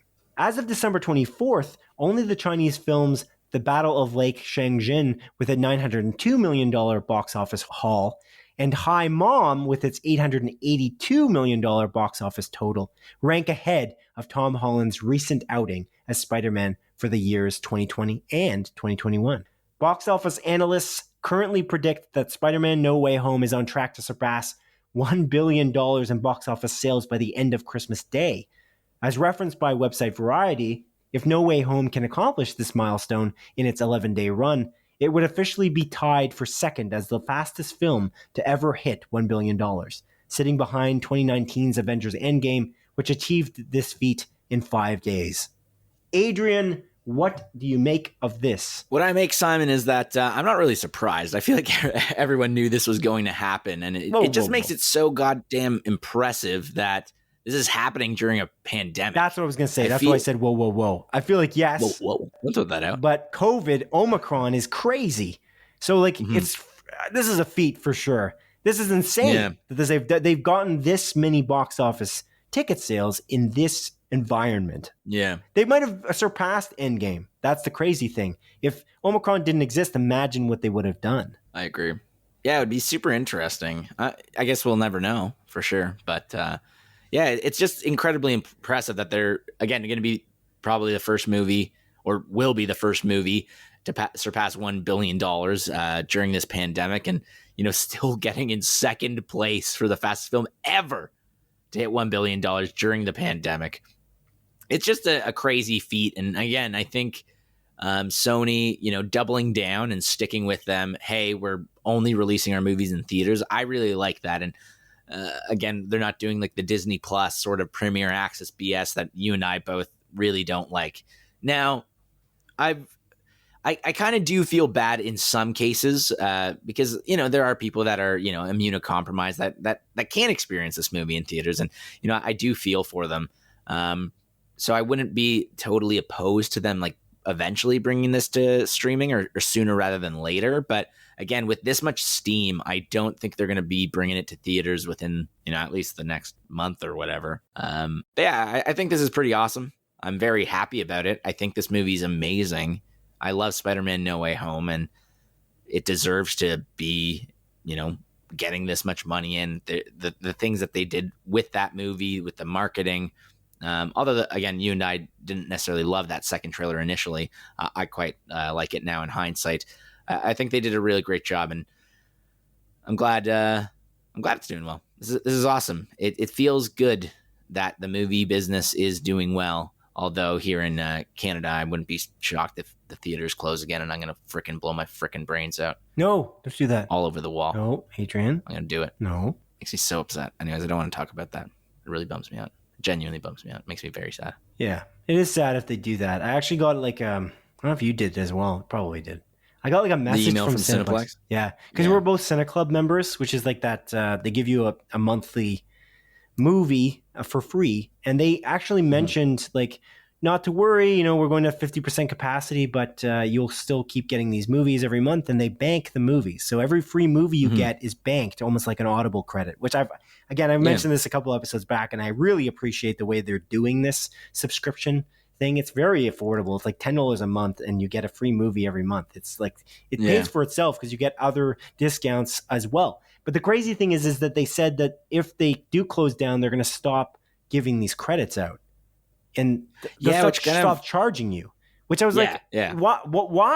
I want to keep paying you, no problem. Like, me too. Keep charging me. I'm good with it. But they didn't want people to cancel, I think. So they must have made a cost benefit analysis of how many people might cancel this thing. But the fact that you bank movies should mean that you really, I don't know, let people kind of decide for themselves. It's too bad. I would have just liked to keep banking movies, pay $10 a month for as long as possible, and then go to see 5 movies in a row. We would have done like triple features, but oh well. Quadruple features, quintuple features. Yeah, like the cool thing too is you get. I don't know if you can buy more than one movie for free. I'm not sure how that works, but I think you probably can. I would just buy one for me and my girlfriend when we go see something next. Like we really want to see Nightmare Alley, so like that would be cool if they just allowed us to do that. But it is really, again, very responsible of them to do that, which I appreciate the good moves that Cineplex has been making. But it's a good subscription. So if you haven't got on that, it might be worth looking into to see if you go to the movies once a month. It's a pretty great deal. One movie a month you get for free for $10. And the movies are more like $12 for a ticket anyway. Anyways, I digress. We don't work for Cineplex. But I really, I'm impressed with this. Sort of interrupt you with the whoa at the beginning there. I shall let you just finish. But I'm so impressed that they've done this with the pandemic. I just think that right now, especially with what Ontario is going through, and the rest of the world, again, the United States, is crazy how many cases there are with Omicron. And this is nuts that they've done this. It's so impressive. So that's all I wanted to say about that. But directly related to this, number 3, as reported in an exclusive article by The Hollywood Reporter, Sony and Marvel are specifically looking at promoting Spider-Man No Way Home as an Academy Awards Best Picture contender. With the incredible box office success of the new Spider-Man movie, many are referring to it as a savior to the theatrical experience at a time when COVID has repeatedly shuttered theater venues due to safety concerns. According to Sony Motion Pictures Group Chairman Tom Rothman, Spider-Man producer Amy Pascal, and Marvel Studios president Kevin Feige, Spider-Man No Way Home deserves Oscars recognition not only for its contribution to reviving the theatrical experience, but also due to its incredible emotional storytelling and its ability to culminate years of Spider-Man movies into a cohesive and enthralling end to the Homecoming trilogy. The 3 producers argue that just because a movie is a big-budget blockbuster doesn't mean that it's not worthy of Academy Awards recognition. Tom Rothman points out that he founded art house production studio Fox Searchlight back in 1994, which specifically has launched many an Oscar contender over the years, including recent Best Picture winners Shape of Water and Nomadland, and that he simply values great film storytelling from all genres and all budgets. In reference to watching certain big-budget spectacles on the big screen in the presence of a packed theater, Kevin Feige stated, quote, "It's a good thing when people are in a theater and they stand up and cheer. It's a good thing when people are wiping tears because they're thinking back on their last 20 years of moviegoing and what it has meant to them. That, to me, is a very good thing. The sort of thing the Academy was founded on back in the day to recognize." Unquote. Adrian, this is pretty interesting. They're going hard on this concept. I think they're going to start this campaign right about now, I guess, to get this movie recognized by the Academy.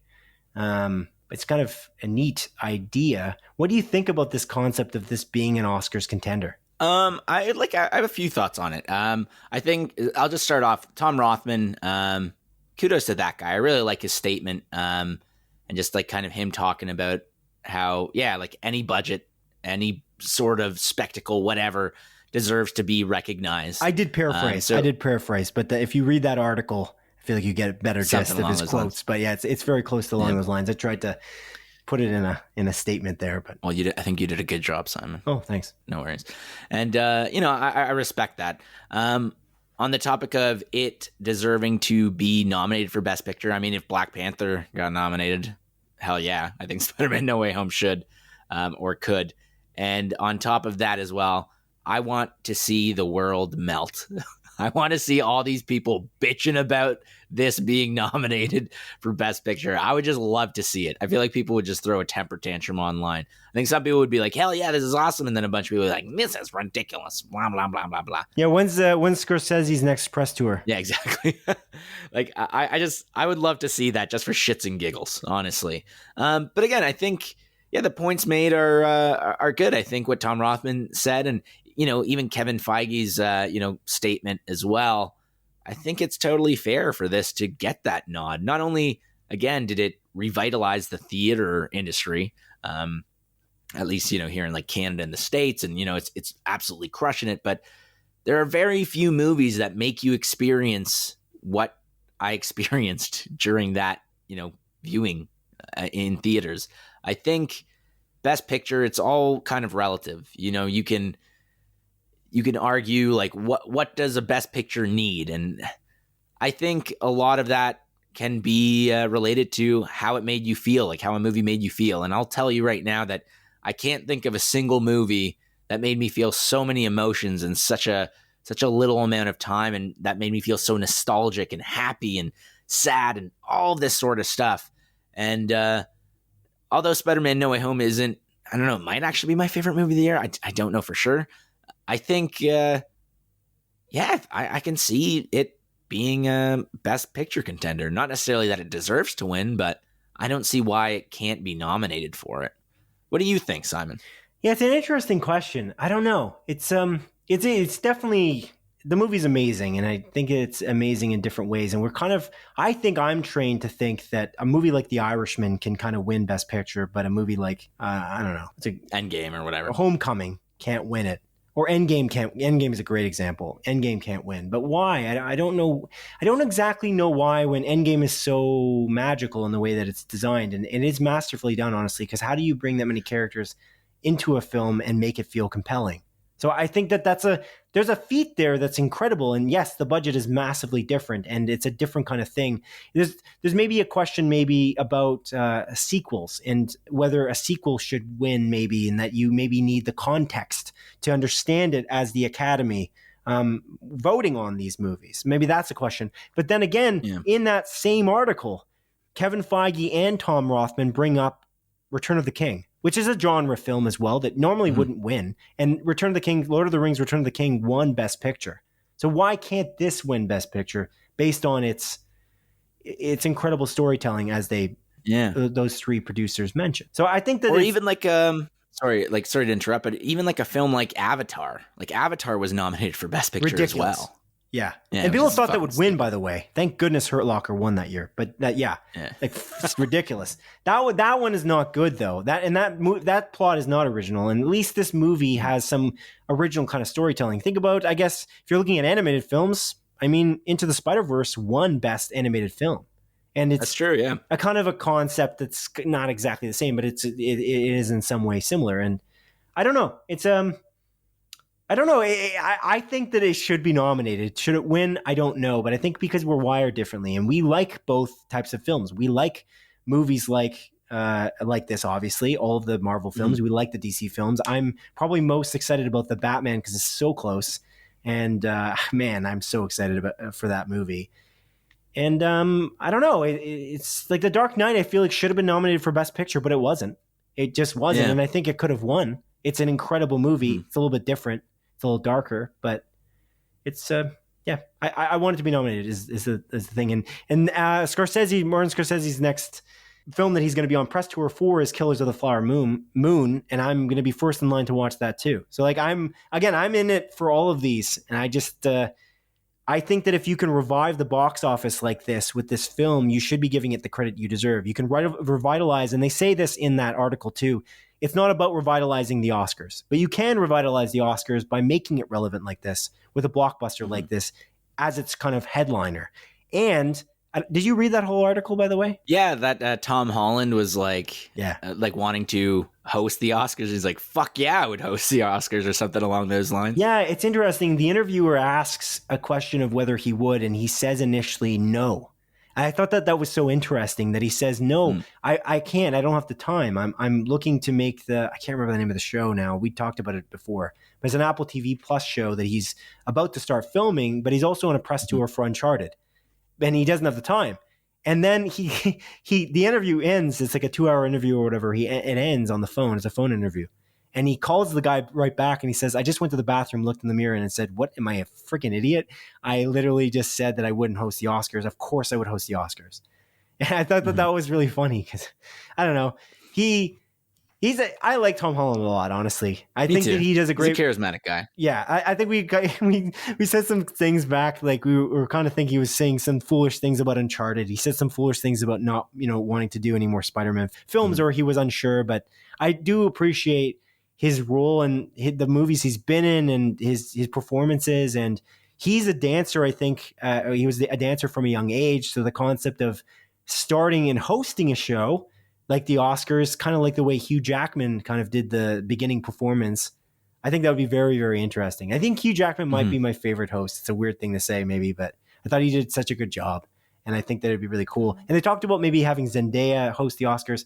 Let's just mention for a second, the choice to not have a host for the Oscars is idiotic. And I hope that it's stupid. Don't do this. Don't do this again. Please don't do this. It's not good. And having a headliner is way better than not having one. And to have Tom Holland, you can kind of bring in maybe multiple generations to watch the Oscars. I know that Tom Holland might be actually too busy and they might not be able to get him, but it would be nice to have somebody who, you know, again, like, I don't know, maybe even like a Ryan Reynolds. He's very busy too, but like, it would be cool to have somebody that would really bring in multiple generations of audience members to watch it, and not just the old crowd that only maybe watches the really cool art house films like Nomadland or Shape of Water. But again, bring everyone together. These blockbusters are relevant too. So I don't know. This whole thing is it's like some sort of superiority complex. It is a little silly. And it's silly also that, again, the lack of host thing has been stupid every time they've done it. And they've done it, for 3 years? I think so. Kevin Hart just had to ruin it by making gay jokes in the past or whatever. Yeah, right. And that was so dumb because he that was dumb as fuck. He dreamed of being the host, and they just kind of completely alienated him from wanting to do it, which is just so dumb. Again, just hire a host, please. Please. Again, you'll sell more. You'll have more people watch it. That's what you want, right? It's just, it's silly. I mean, like, one of the biggest guys in like the movie industry for however many years raped how many women? Like, and like Kevin Hart makes a gay joke and he can't host the Oscars. It's like, fuck off. You know? Yeah. Well, no, they were asking him to apologize. He didn't want to, but that shouldn't be a requirement because he just made a stupid joke. So just kind of get over it. But anyway, I don't know. It's all ridiculous. But it's not all ridiculous. But in general, with the Oscars, like, again, hire a host. But yeah, anyway, yeah. Can it be nominated? Yes. Heck yes. I think that these guys have a really good point, and it's worth it, honestly, to read that article. Like, there's a lot of good movies that are genre based, like superhero films that are out there, and there's a lot of good movies that are not. And there's a lot of bad movies that are superhero films. And there's also a lot of bad movies that are art house films. Like, you have like a good selection of everything. And Benedict Cumberbatch on the press tour for, I think it may even be on the red carpet, but he was actually, I don't think it was even prompted. He unprompted basically talked about how there's a place for everything. And the fact that this was going to probably revitalize the theater industry is amazing. And that this movie is amazing, Spider-Man No Way Home, but so is Power of the Dog. And he's in both. And Power of the Dog is probably, well, I think it's definitely going to be nominated for Best Picture. And his performance probably is going to get nominated for Best Actor because he's amazing. And he's willing to do both. And it doesn't matter to him. He's doing every possible movie. And he has an even slate of both types of films. He's the star of, again, Multiverse of Madness. And he's obviously the star of this film. And he was the star of that Louis Wayne movie this year. Honestly, it's the year of Benedict Cumberbatch in a lot of ways. It's a year of a lot of people this year. I know. There's a lot of the same kind of recurring actors that all their movies kind of just launched all at once. Yeah. Real quick aside, did you see that little, like, I think it happened a while ago, but it's Harrison Ford and Benedict Cumberbatch. They're on like some sort of talk show. No. And Harrison Ford tells Benedict Cumberbatch, like, oh man, like I'm a huge fan. Like, I thought you were awesome in Sherlock. And Benedict Cumberbatch is like, oh my God. Like, sorry, this is a moment for me. Yeah, that's awesome. It's really cute. It's cool how humble he is. And like, I watched there was like an interview, again, spoiler free if you want to watch it and you haven't seen Spider-Man, but if you watch the Jimmy Kimmel Live, there's an interview with Zendaya's there, Jacob Batalon, who's also in Spider-Man, like as the man in the chair. Sorry. Ned. Jeez. And then, of course, Tom Holland and Benedict Cumberbatch, and Jimmy Kimmel asks, like, they must look up to you. I mean, you've got an amazing pedigree behind you, like of movies, of films, and TV series. That you're just amazing in everything. You're one of the best actors of today. And Benedict Cumberbatch like kind of looks down. He's again very humble. And Jimmy Kimmel's question was, "Do you find that they look up to you?" And his answer was, "He looks up to them, the kids who's sitting in front of him." with Tom Holland and Zendaya and Jacob Batalon, because they're so optimistic and they're so great on set to work with. And there's just the future generation of acting. And it's like, wow, what a humble thing to say. It's like, he is really one of the best actors around right now, for sure. Mm-hmm. He, again, that defense of Marvel movies in that interview on the red carpet, and the defense of, again, it's just so interesting. His answers, I do really respect him a lot. But anyways, he's also amazing in The Power of the Dog. So if you have the chance to watch that on Netflix, it's worth watching if you're into Westerns. Anyways, Adrian, I think that's about that time. Oh, what time is it, Simon? Oh, it's time to move on. 8:57 p.m. Sorry, what? 8:57 p.m. Oh, yeah, in our time, but not in the audience's time, probably. So that's a little weird because we're time traveling, Adrian. It's true. It's 8:57 p.m. on Christmas Eve. Santa Claus is just gearing up. Actually, he's probably already flying because I feel like he's got He's going to come. time zone. Oh, don't. No, I don't think he should come. I feel like everyone should come whenever they feel like it. To places, to like locations, to walk to locations. Maybe in a sleigh. Yeah, for sure. No, I agree with you. That was a really weird thing that... Also ejaculate. Okay, that's what I was trying to avoid. I was trying to get out of that. You kind of went back into it. Anyways, what I was saying, the time Just is... like Santa. Santa, sorry, what about Santa? Because you said like just like I was trying to get out of that, and then like You kind of went back in? you went back into it, and like just like Santa, Getting into... Mrs. Claus's pants. Oh, it was a sex joke. My mistake. It was. Yeah, I thought it was, but I thought you would maybe reel it back in. No, Not no, into... we've been through this. Not into I don't. Mrs. Claus's pants. Anyways, moving on to the montage, a sequence of our show in which I briefly present the week's smaller news stories as Adrian delivers a brisk verdict. Number 1. As announced by a John Wick Chapter 4 teaser trailer, the upcoming Keanu Reeves starring action film has now been pushed back to a new March 24th, 2023 release date. This is a little bit annoying because I think production already ended a while ago. It's like, why are we moving this so far back? It's frustrating. I want to watch this goddamn movie. Yeah, it must be something to do with like the rest of the lineup. Yeah. Or the studio. Anyway. Number 2, as Variety reports, the Donald Glover created TV series Atlanta will see its 3rd season debut on network FX on March 24th, 2022 with a 10-episode run. Oh, right on. I still gotta watch season 2. Number 3, according to Variety, Flashdance actor Jennifer Beals has been cast as a Twi'lek in the Disney Plus December 29th premiering Star Wars series The Book of Boba Fett. But due to Disney's inclination towards secrecy, Beals was uncertain what iteration of Star Wars she was being featured in until she began the filming process. That's a weird one. But fair enough, I guess. I don't know. It's interesting that Disney is so secretive that you wouldn't even just tell the person what they're in, but fair enough. Number 4. In an interview with Empire Online, Jurassic World director Colin Trevorrow specified that his June 10th, 2022 premiering film Jurassic World Dominion will feature both the original Legacy Jurassic Park cast and the new Jurassic World cast members in equal portion from a screen time perspective. In other words, Jurassic Park actors Laura Dern, Sam Neill, and Jeff Goldblum will have their screen time balanced with Jurassic World actors Chris Pratt and Bryce Dallas Howard. I'm a goddamn pig in shit with this news. This makes me so excited. I can't fucking wait for this.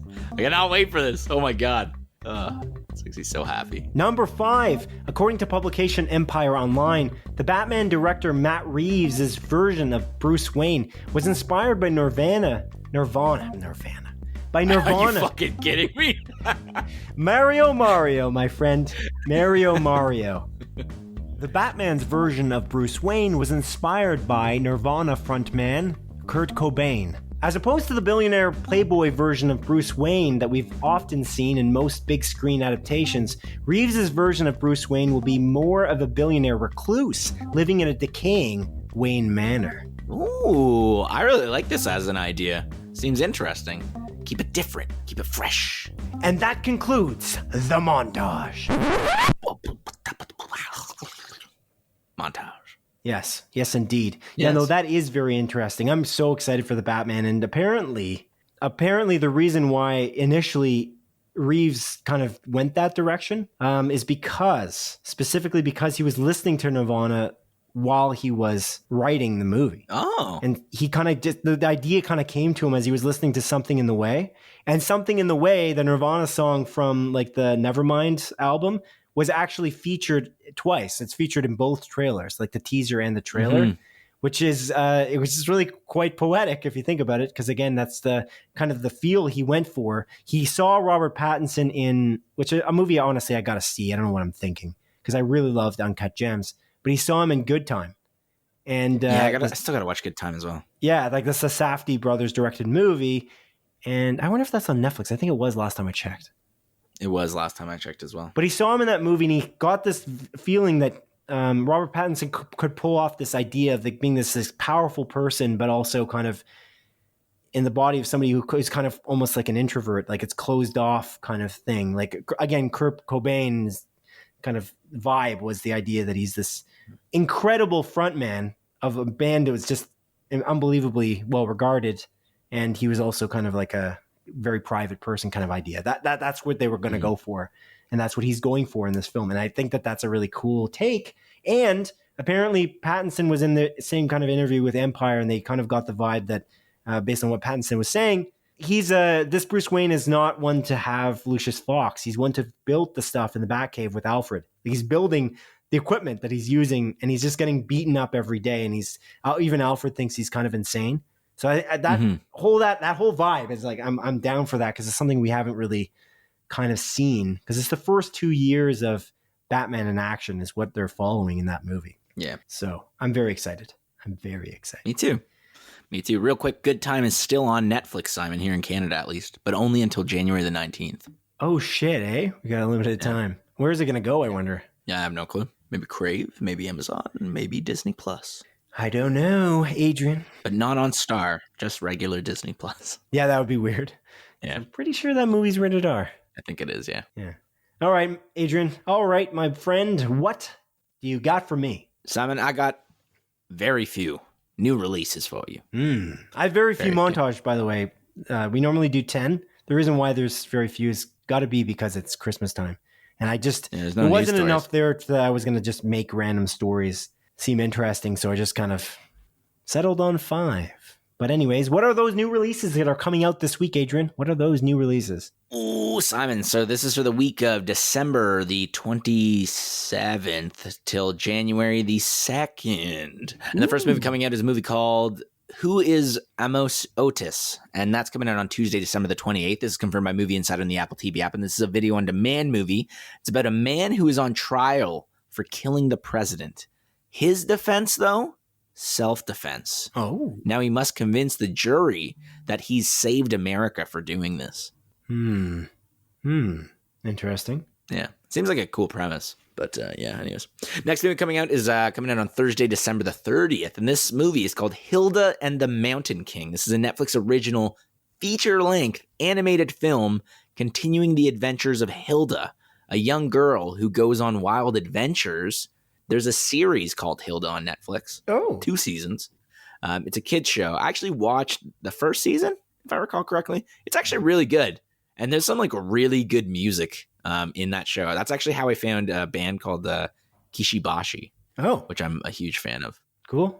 Some like actually great music. And it's a good kid's show. It's meant for like very young audiences, but there's like enough there that kept my attention. I was like, I just want something lighthearted and nice. Yeah. So.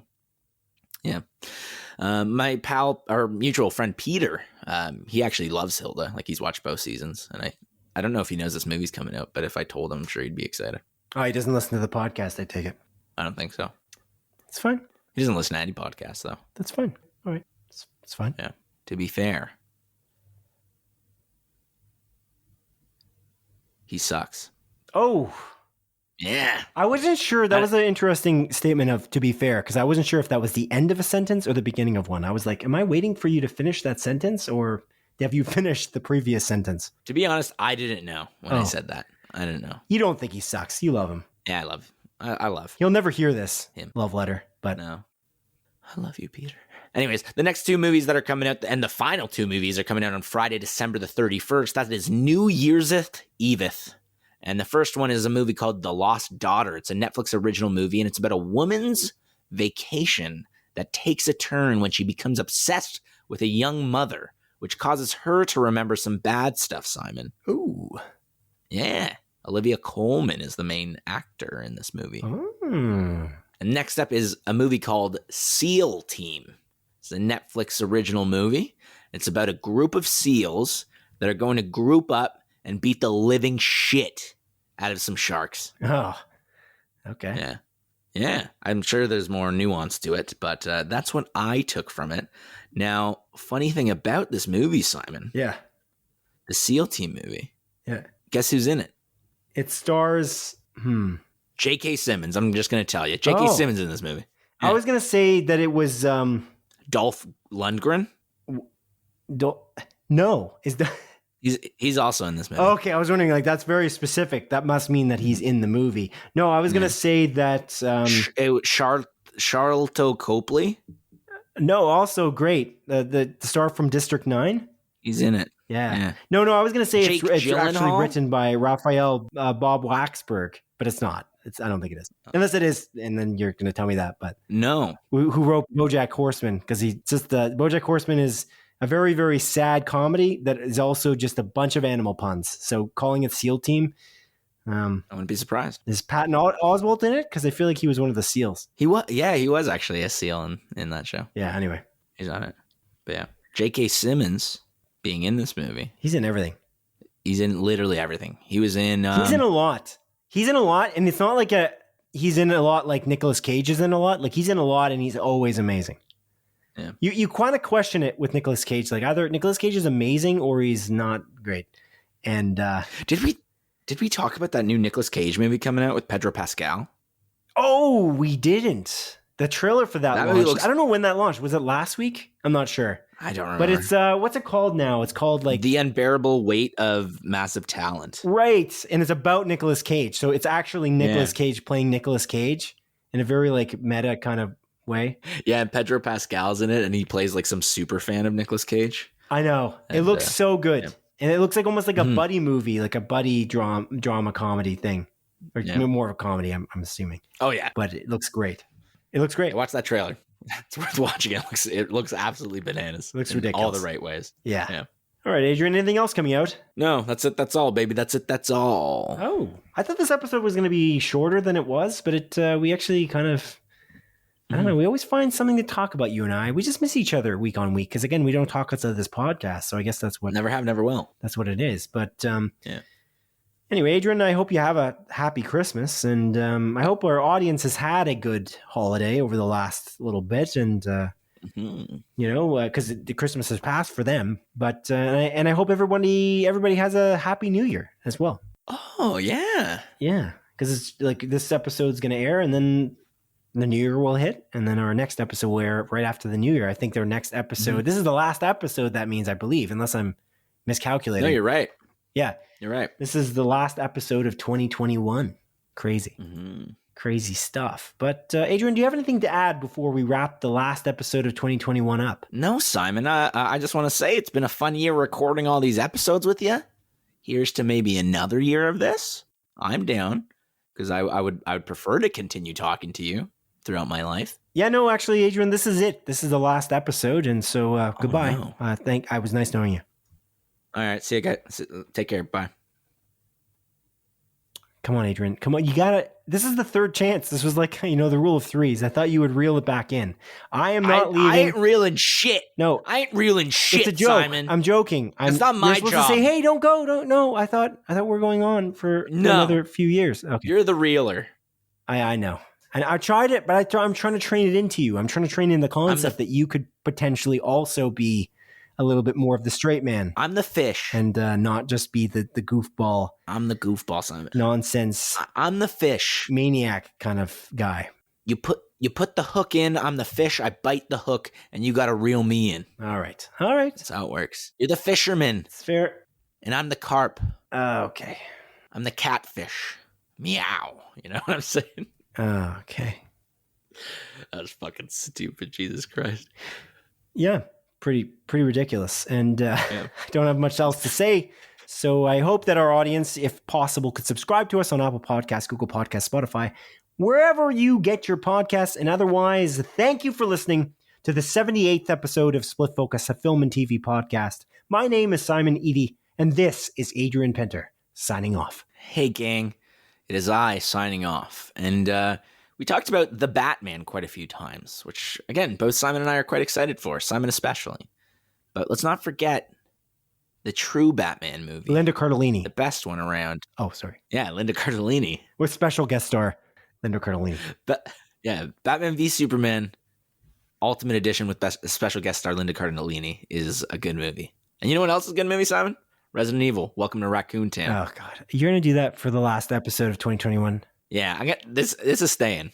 This is a running bit. I ain't taking it out. Well, at least you're just considering it a bit. I really like that movie, actually. Okay. I really do. I think that movie's awesome. I loved it. All right. Might be my favorite movie of the year. Who knows? Oh, Jesus. Goodbye. Take care. Goodbye.